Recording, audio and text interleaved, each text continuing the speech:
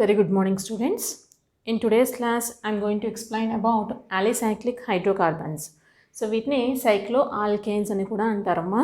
So మనకి chemistry second semester పేపర్లో first unit carbon carbon sigma bond గురించి చూస్తున్నామమ్మా. అందులో ఆల్రెడీ మనం ఆల్కేన్స్ గురించి డిస్కస్ చేసుకోవడం జరిగింది. సో ఆల్కేన్స్ యొక్క ప్రిపరేషన్స్, ప్రాపర్టీస్ అండ్ అదేవిధంగా ఫిజికల్ ప్రాపర్టీస్ కూడా చూసామమ్మా అందులోనే. సో కన్ఫర్మేషన్స్ ఆఫ్ ఆల్కేన్స్ గురించి కూడా లాస్ట్ క్లాస్లో డిస్కస్ చేసుకోవడం జరిగింది. సో ఇవాళ క్లాస్లో మనం కార్బన్ కార్బన్ సిగ్మా బాండ్లోనే అలిసైక్లిక్ హైడ్రోకార్బన్స్ అనేది one of the part. So వీటిని ఏమంటారంటే సైక్లో ఆల్కేన్స్ అని చెప్పి అంటారు. సో ఈ సైక్లో ఆల్కేన్స్ అనేవి అసలు ఎలా ఫామ్ అవుతున్నాయి, ఓకేనా. సో ఇవి కూడా ఏంటంటే ఫస్ట్ వీటిని యాలిసైక్లిక్ అని చెప్పి అన్నారు. యాలిసైక్లిక్ అంటే ఏంటంటే యాలిఫాటిక్ కాంపౌండ్స్. సో మనకి కాంపౌండ్స్లో యాలిఫాటిక్ ఉంటాయి, హైడ్రోకార్బన్స్లో అరోమాటిక్ హైడ్రోకార్బన్స్ ఉంటాయి. So saturated compounds, aliphatic compounds అని చెప్పి మనం స్టార్టింగ్ ఇంట్రడక్షన్ క్లాస్లో చెప్పుకోవడం జరిగింది. సో సాచురేటెడ్ హైడ్రోకార్బన్స్లోనే యాలిఫాటిక్ కాంపౌండ్స్, కానీ ఇవి ఎలా ఉంటున్నాయంటే యాలిఫాటిక్ కాంపౌండ్స్ సైక్లిక్గా ఉంటున్నాయి అన్నమాట. సో ఇలా యాలిఫాటిక్ కాంపౌండ్ సైక్లిక్గా ఉందని ఏమంటున్నారంటే యాలిసైక్లిక్ హైడ్రోకార్బన్స్ అని చెప్పి అంటున్నారు. వీటిని సైక్లో ఆల్కేన్స్ అంటున్నారు.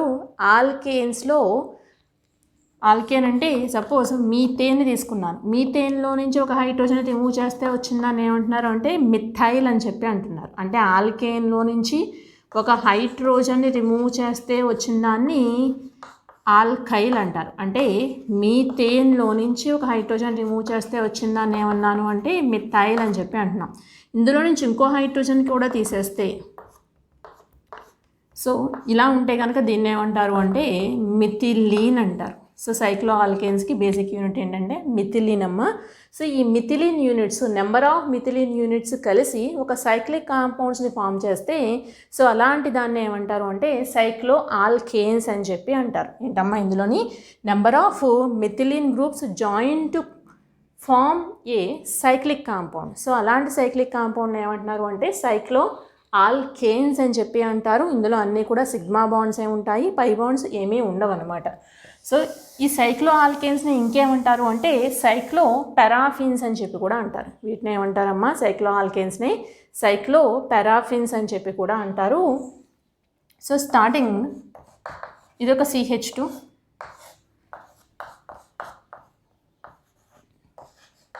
CH3. సో చూస్తే ఇది ఏంటంటే CH3, CH2, CH3 ప్రోపేన్ అని చెప్పి అంటారు. 3 కార్బన్స్ ఉన్నాయి. ఈ ప్రోపేన్లో నుంచి ఇక్కడ ఒక హైడ్రోజను, ఇక్కడ నుంచి ఒక హైడ్రోజను సో రిమూవ్ అయ్యి మనకి ఇలా ఒక సైక్లిక్ కాంపౌండ్ అనేది ఫామ్ అయింది. అంటే ప్రోపేన్కి కరెస్పాండింగ్ సైక్లిక్ కాంపౌండ్ ఫామ్ అయింది. సో అందువల్ల దీన్ని ఏమంటారు అంటే సైక్లోప్రోపేన్ అని చెప్పి అంటారు.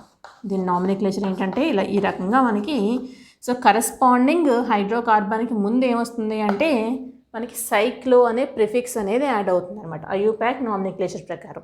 అదే కామన్ సిస్టమ్ ప్రకారం నేమింగ్ ఇవ్వాలి అంటే ఇక్కడ ఎన్ని కార్బన్స్ ఉన్నాయమ్మా 3 కార్బన్స్ ఉన్నాయి కాబట్టి అండ్ మిథిలీన్ కాబట్టి సో CH2 అంటే మిథిలీన్ యూనిట్ అని అప్పుడే డిస్కస్ చేసాం.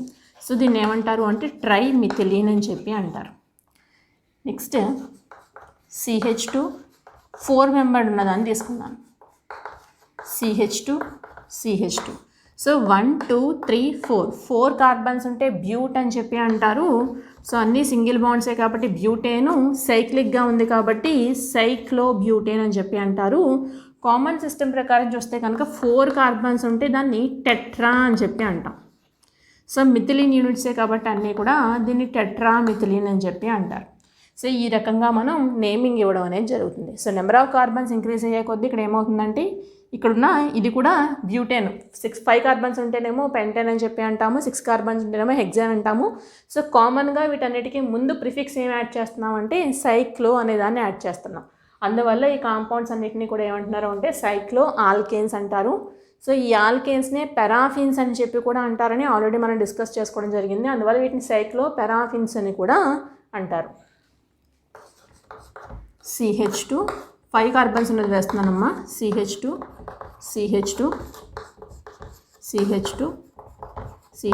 సో ఇదేంటంటే మొత్తం 5 కార్బన్స్ ఉన్నాయి కాబట్టి దీన్ని పెంటేన్ అని చెప్పి అంటారు. సో సైక్లిక్గా ఉంది కాబట్టి సైక్లో పెంటేన్ అని చెప్పి అంటారు. ఓకేనమ్మా. సో దీన్ని పెంటామిథిలీన్ అని కూడా అంటుంటారు. సో ఇవన్నీ కూడా సైక్లో ఆల్కేన్స్ యొక్క స్ట్రక్చర్స్ అమ్మ. సో వీటిని మనం కన్వీనియన్స్ కోసం ఎలా వేస్తారు అంటే సింపుల్గా, సో ఇది ఒక ట్రయాంగిల్ కింద ఈ రకంగా వేస్తారు. ఇలా ట్రయాంగిల్ వేశారు అంటే మీనింగ్ ఏంటంటే ఇక్కడ ఒక CH2, ఇదొక CH2, ఇదొక CH2 అని అర్థం అమ్మ. సో దీన్ని సైక్లోప్రోపేన్ అంటారు. సో ఇలా వేస్తే స్క్వేర్ షేప్లో ఇలా వేస్తే కనుక దీన్ని ఏమంటారు అంటే సైక్లోబ్యూటేన్ అంటారు. 1 2 3 4. సో 4 కార్బన్స్ ఉన్నాయి కాబట్టి బ్యూటేను. అండ్ అదేవిధంగా ఇలా వేస్తేనేమో దీన్ని సైక్లోపెంటేన్ అని చెప్పి అంటారు. అండ్ నెక్స్ట్ ఇలా వేస్తేనేమో దీన్ని సైక్లోహెక్సేన్ అని చెప్పి అంటారు. సో ఇవన్నీ కూడా మనకి సైక్లో ఆల్కేన్స్ యొక్క స్ట్రక్చర్స్ అమ్మ. సో ఇప్పుడు నెక్స్ట్ సైక్లో ఆల్కేన్స్ యొక్క ఫిజికల్ ప్రాపర్టీస్ ఏ రకంగా ఉంటాయి.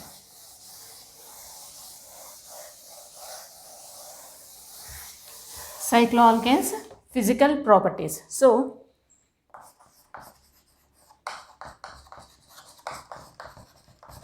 లోయర్ మెంబర్ సైక్లో ఆల్కేన్స్ తీసుకుంటే, లోయర్ మెంబర్ అంటే సైక్లోప్రోపేన్ అనేది లీస్ట్ సైక్లిక్ కాంపౌండ్స్లో సైక్లోప్రోపేన్ ఇదే కదమ్మా మనకి least. So 2 carbons cyclic ring అనేది ఫామ్ చేయలేము మనం. CC దీంతో సైక్లిక్ రింగ్ అనేది ఫామ్ అవ్వదు. మనకి సైక్లిక్ కాంపౌండ్ ఫామ్ అవ్వాలి అంటే కంపల్సరీ మనకి 3 కార్బన్స్ అనేవి ఉండాలి. సో ఇదే లోయర్ మెంబర్ అవుతుంది. సో దీని నెక్స్ట్ ఉన్నది ఏమవుతుందంటే సైక్లోప్రోపేన్ తర్వాత సైక్లోబ్యూటేన్ అవుతుంది. సో ఈ 2 కాంపౌండ్స్ కూడా ఎలా ఉంటాయంటే మనకి కలర్లెస్ గ్యాసెస్ కింద ఉంటాయి. ఓకేనమ్మా. సైక్లోప్రోపేను సైక్లోబ్యూటేన్ అనేవి colourless gases with pleasant smell అనేది ఉంటుంది. అండ్ నెక్స్ట్ దీని తర్వాత ఉన్నవి సైక్లోబ్యూటేన్ తర్వాత అంటే సైక్లోపెంటేను, హెక్సేను, హెప్టేను అంటే అప్ టు హెప్టేన్ వరకు కూడా లిక్విడ్ కాంపౌండ్స్ అవుతాయి. అండ్ నెక్స్ట్ హెప్టైన్ తర్వాత ఇంకా ఉన్న హయ్యర్ మెంబర్ సైక్లో ఆల్కేన్స్ అన్నీ కూడా ఏమవుతాయి అంటే అవి సాలిడ్ ఫామ్లో ఉంటాయి. ఓకేనమ్మా. సైక్లోప్రోపేను, బ్యూటేన్ మాత్రం మనకి ఎలా ఉన్నాయి అంటే గ్యాసియస్ ఫామ్లో ఉంటాయి. బ్యూటేన్ తర్వాత ఉన్న అంటే అప్ టు సైక్లోహెప్టేన్ వరకు మనకి లిక్విడ్ ఫామ్లో ఉంటాయి.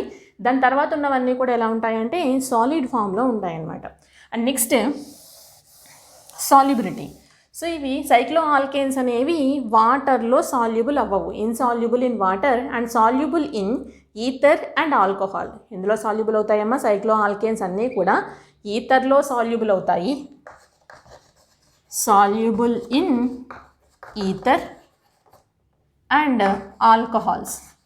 సో ఆల్కహాల్స్లో సాల్యుబుల్ అవుతాయి అండ్ ఇన్సాల్యుబుల్ ఇన్ వాటర్లో సాల్యుబుల్ అవ్వట్లేదు. ఓకేనమ్మా. సో ఇదొక ప్రాపర్టీ. ఫస్ట్ చెప్పుకున్నదేమో లోయర్ మెంబర్స్ అన్నీ కూడా ఎలా ఉంటాయి అంటే గ్యాసియస్ ఫామ్లో ఉంటాయి. సో నెక్స్ట్ తర్వాత ఉన్నవన్నీ కూడా ఎలా ఉన్నాయి లిక్విడ్ ఫామ్లో ఉన్నాయి. హెప్టేన్ వరకు తర్వాత ఉన్నవన్నీ కూడా సాలిడ్ ఫామ్లో ఉండడం జరుగుతుంది. And next next property boiling point అమ్మ. బాయిలింగ్ పాయింట్ కానీ మెల్టింగ్ పాయింట్ కానీ డెన్సిటీస్ కానీ సో ఇవన్నీ చూస్తే కనుక నెంబర్ ఆఫ్ కార్బన్స్ లేదా మాలిక్యులర్ వెయిట్ ఇంక్రీజ్ అయ్యే కొద్దీ ఏమవుతాయంటే ఇంక్రీజ్ అవుతూ ఉంటాయి. మెల్టింగ్ పాయింట్, బాయిలింగ్ పాయింట్స్ కానీ డెన్సిటీ కానీ సో ఇవన్నీ కూడా ఏమవుతున్నాయంటే మాలిక్యులర్ వెయిట్ ఇంక్రీజ్ అయ్యే కొద్దీ సో అవి కూడా ఇంక్రీజ్ అవుతాయి. అదే వాటిని మనం కరస్పాండింగ్ ఆల్కేన్స్తో కానీ ఆల్కీన్స్తో కానీ కంపేర్ చేసినప్పుడు అంటే ప్రోపేన్ని తీసుకుని సైక్లోప్రోపేన్ రెండింటినీ కంపేర్ చేస్తే సైక్లోప్రోపేన్కి బాయిలింగ్ పాయింట్ అనేది ఎక్కువగా ఉంటుంది even compare to normal propane. ఓకేనా. సో కరస్పాండింగ్ ఆల్కేన్స్తో కంపేర్ చేస్తే సైక్లో ఆల్కేన్స్ యొక్క మెల్టింగ్ అండ్ బాయిలింగ్ పాయింట్స్ అనేవి ఎక్కువగా ఉంటాయి. సో ఇవి ఫిజికల్ ప్రాపర్టీస్ అమ్మ. Next relative stability of సైక్లో alkanes. So సైక్లో alkanes యొక్క రిలేటివ్ స్టెబిలిటీ అనేది ఏ రకంగా ఉంటుంది.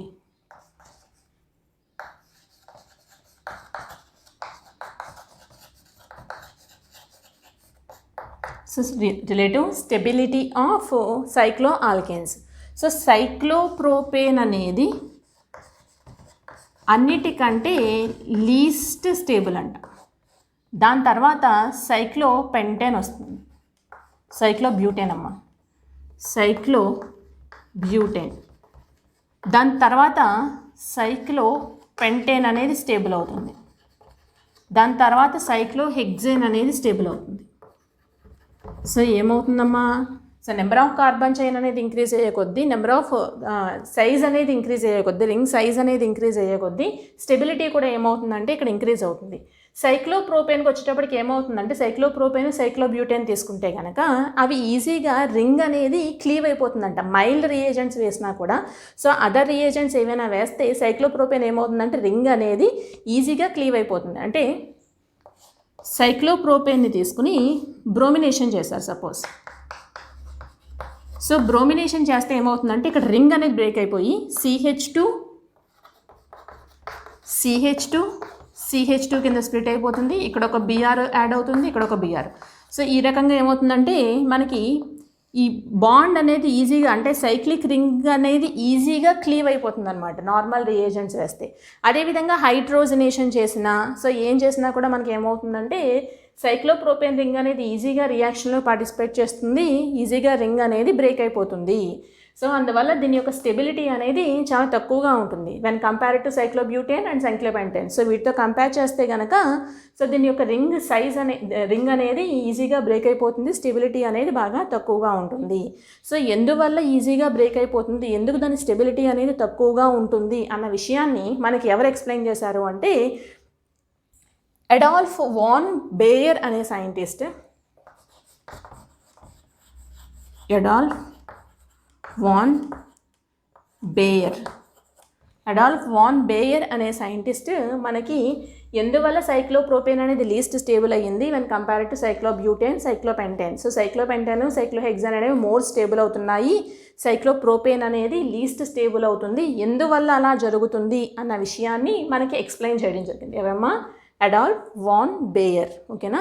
సో ఎందువల్ల అలా జరుగుతుంది అన్న దానికోసం మనకి ఈ సైంటిస్ట్ ఒక థియరీని ఇవ్వడం జరిగింది. దాన్ని ఏమంటున్నారు అంటే బేయర్స్ స్ట్రెయిన్ థియరీ అని చెప్పి అంటున్నారు. ఆ థియరీని ఏమంటున్నారమ్మా? Baeyer's strain theory. సో ఇప్పుడు మనం బేయర్స్ స్ట్రెయిన్ థియరీ గురించి చూద్దాం.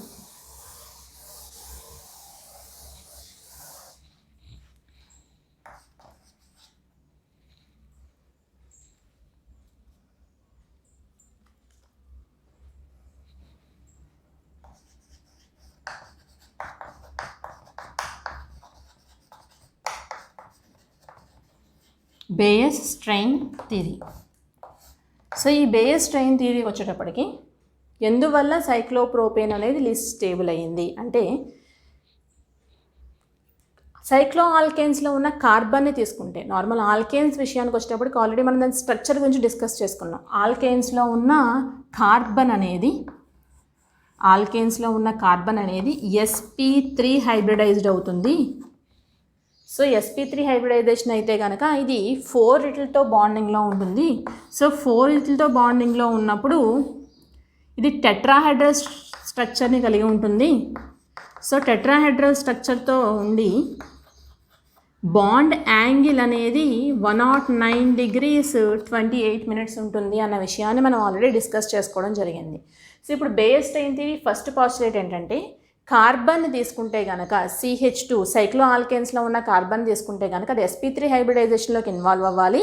సో నార్మల్ టెట్రాహెడ్రన్ బాండ్ యాంగిల్ని కలిగి ఉండాలి, అంటే 109 degrees 28 minutesతో బాండ్ యాంగిల్ని కలిగి ఉండాలి అని చెప్తున్నారు first point.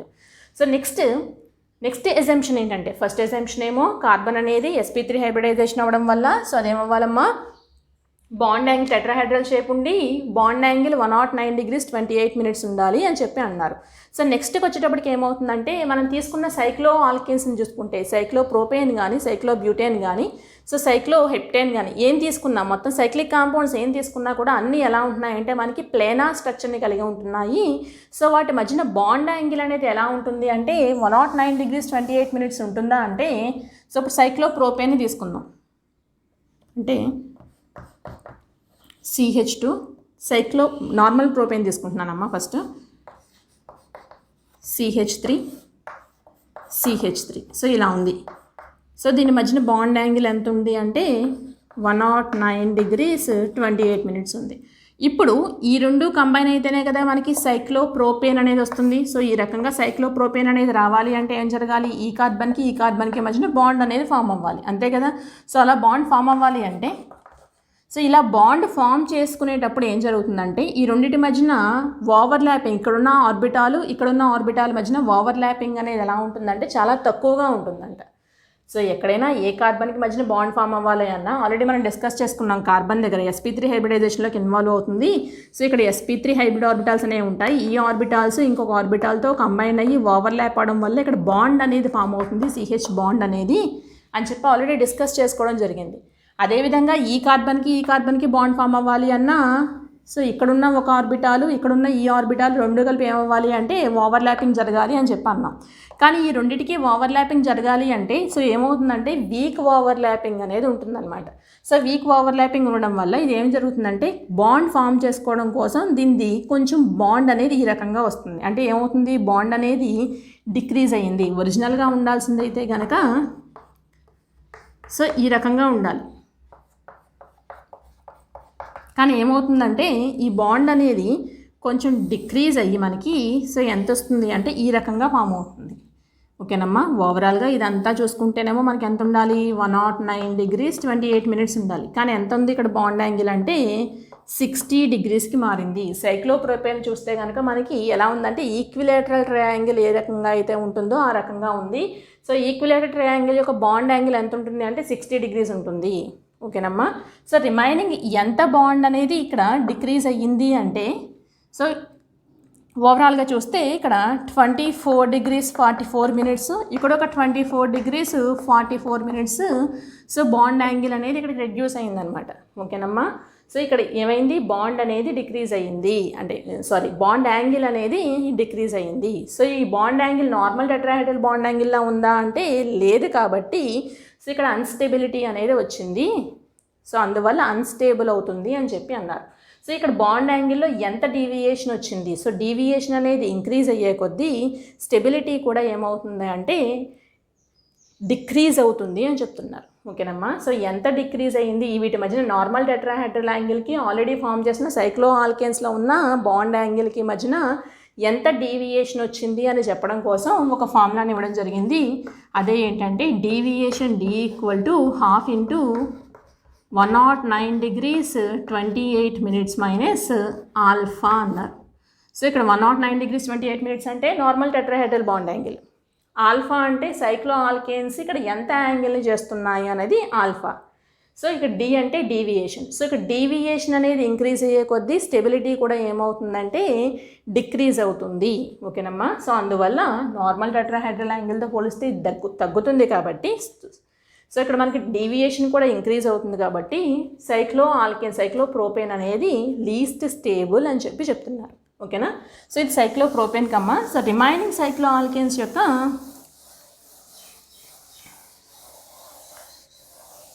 Deviation angle strain అనేది ఏ రకంగా ఉంటుందో చూద్దాం. ఓకేనమ్మా. సో డీవియేషన్ సైక్లోప్రోపేన్కి తీసుకుంటే మనం సో సైక్లోప్రోపేన్లో ఎంతమ్మా ఈ యాంగిల్, బాండ్ యాంగిల్ 60 degrees ఉంటుంది. So deviation D = 109 degrees 28 minutes minus alpha ప్లేస్లో ఎంత పెట్టచ్చమ్మా 60 degrees by 2. సో చేస్తే ఎంత వస్తుంది అంటే దీని యొక్క యాంగిల్ స్ట్రెయిన్ డీవియేషన్ అనేది 24 degrees 44 minutes అనేది రావడం జరుగుతుంది. ఓకేనా. అదే నెక్స్ట్ సైక్లోబ్యూటేన్కి కనుక తీసుకుంటే సైక్లోబ్యూటేన్లో చూస్తేనమ్మా ఈ యాంగిల్ అనేది ఇక్కడ మనకి ఏ బాండ్ యాంగిల్ తీసుకున్నా కూడా 90 degrees అనేది ఉంటుంది. సో 90 degrees ఉంటే కనుక deviation D = 109 degrees 28 minutes minus angle ఎంతమ్మా 90 degrees by 2. సో చేస్తే సో ఇక్కడ ఎంత వస్తుందంటే వాల్యూ 9 degrees 44 minutes అనేది వస్తుంది. సో ఇది సైక్లోబ్యూటేన్కి. సో ఫస్ట్ వన్ ఏమో సైక్లోప్రోపేన్, నెక్స్ట్ ఉన్నదేమో సైక్లోబ్యూటేన్. సో నెక్స్ట్ ఉన్నది సైక్లోపెంటేన్. సో సైక్లోపెంటేన్ని కనుక తీసుకుంటే ఇక్కడ బాండ్ యాంగిల్ ఎంత ఉంటుంది అంటే 108 degrees ఉంటుంది. సో 108 degrees అంటే 109 degrees 28 minutes minus 108 degrees by 2. So చేస్తే ఇక్కడ డీవియేషన్ ఎంత వచ్చింది అంటే 0.44 minutes. ఓకేనా. 0 degrees 44 minutes అనేది రావడం జరిగింది. ఇది సైక్లోపెంటేన్కి.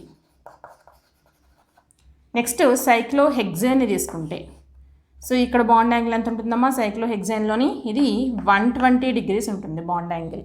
సో 120 degrees అంటే deviation D = 109 degrees 28 minutes minus 120 degrees by 2. So ఇక్కడికి వచ్చేటప్పటికి ఏమైందంటే ఈ నార్మల్ టెట్రాహెడ్రల్ బాండ్ యాంగిల్ కంటే కూడా ఇక్కడ ఉండే బాండ్ యాంగిల్ అనేది ఇంక్రీజ్ అయ్యింది. అంటే నెగిటివ్ డీవియేషన్ అనేది వస్తుందన్నమాట. సో నెగిటివ్ డీవియేషన్ అంటే దీన్ని క్యాలిక్యులేట్ చేస్తే 5 డిగ్రీ 36 మినిట్స్ అనేది వస్తుంది. ఓకేనమ్మా. సో నెక్స్ట్ ఇది సో సైక్లో హెక్సేన్ వరకు చూసాము. సో నెక్స్ట్ వన్ సైక్లో హెప్టేన్ తీసుకుంటే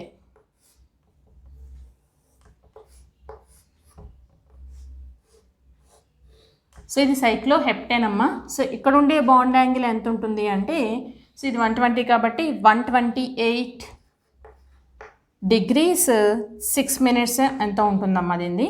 సో చూస్తే కనుక దీనికి క్యాలిక్యులేట్ చేస్తే deviation D equal to 109 degrees 28 minutes minus 128 degrees 6 minutes by 2. So దీనికి చేస్తే కనుక క్యాలిక్యులేషన్ మనకి -9 డిగ్రీస్ 33 మినిట్స్ సంథింగ్ ఎంత వస్తుందమ్మా వాల్యూ. సో అది సైక్లో హెప్టేన్కి వస్తుంది. సో ఈ రకంగా మనకి డీవియేషన్ అనేది ఉంది. సో డీవియేషన్ ఇంక్రీజ్ అయ్యే కొద్దీ స్టెబిలిటీ అనేది డిక్రీజ్ అవుతుంది అన్నాం. సో డీవియేషన్ దేనికి ఎక్కువగా ఉంది అంటే సైక్లోప్రోపేన్కి ఇక్కడ డీవియేషన్ అనేది ఎక్కువగా ఉంది కాబట్టి సైక్లోప్రోపేన్ అనేది అన్నిటికంటే least stable.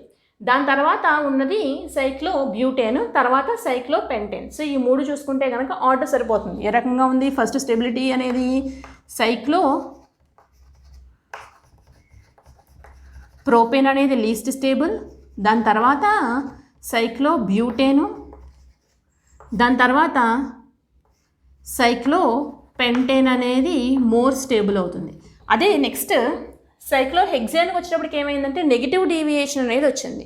So negative deviation వచ్చిన సైక్లోహెక్సేన్ అనేది మనకి ఏమవ్వాలి, స్టేబుల్ అవ్వాలి. దీని తర్వాత డీవియేషన్ ఇంకా ఇంక్రీజ్ అయింది. దాని తర్వాత వచ్చే కాంపౌండ్కి ఇంకేమవుతుందంటే సైక్లో ఆక్టేన్ని కనుక తీసుకుంటే సపోజ్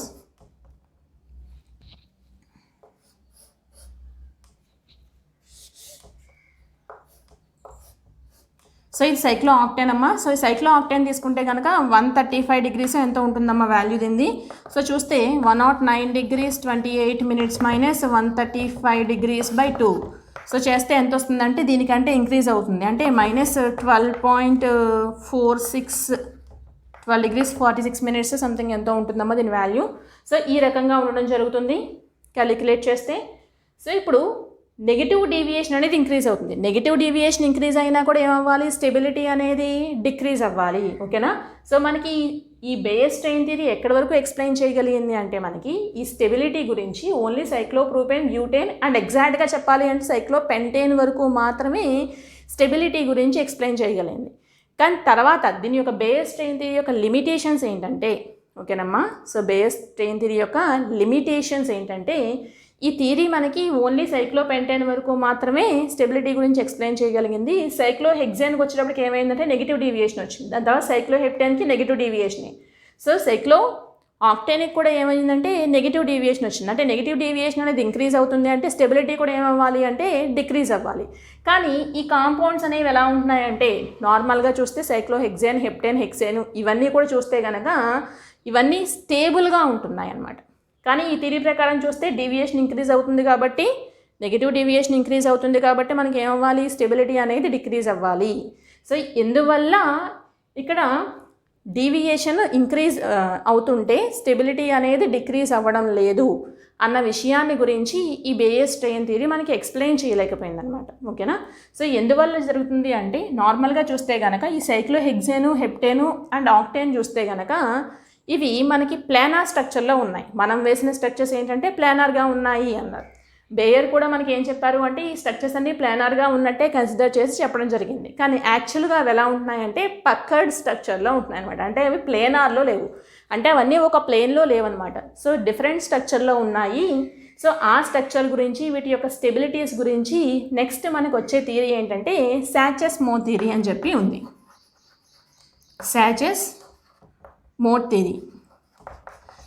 ఈ సాచెస్-మోర్ థియరీ మనకి నెక్స్ట్ ఉన్న ఈ సైక్లోహెక్సేను, హెప్టేను, ఆక్టేన్ ఇవన్నీ ఎందుకు వల్ల స్టేబుల్ అవుతున్నాయి. సో యాంగిల్ డీవియేషన్ అనేది ఇంక్రీజ్ అయినా యాంగిల్ స్ట్రెయిన్ అనేది ఇంక్రీజ్ అయినా కూడా సో ఇవి ఎందువల్ల స్టేబుల్ అవుతున్నాయి అన్న విషయాన్ని మనకి ఏ థియరీ ఎక్స్ప్లెయిన్ చేసిందంటే సాచెస్-మోర్ థియరీ ఎక్స్ప్లెయిన్ చేస్తుందమ్మా. సో ఈ థియరీ గురించి నేను నెక్స్ట్ క్లాస్లో డిస్కస్ చేస్తాను. Thank you.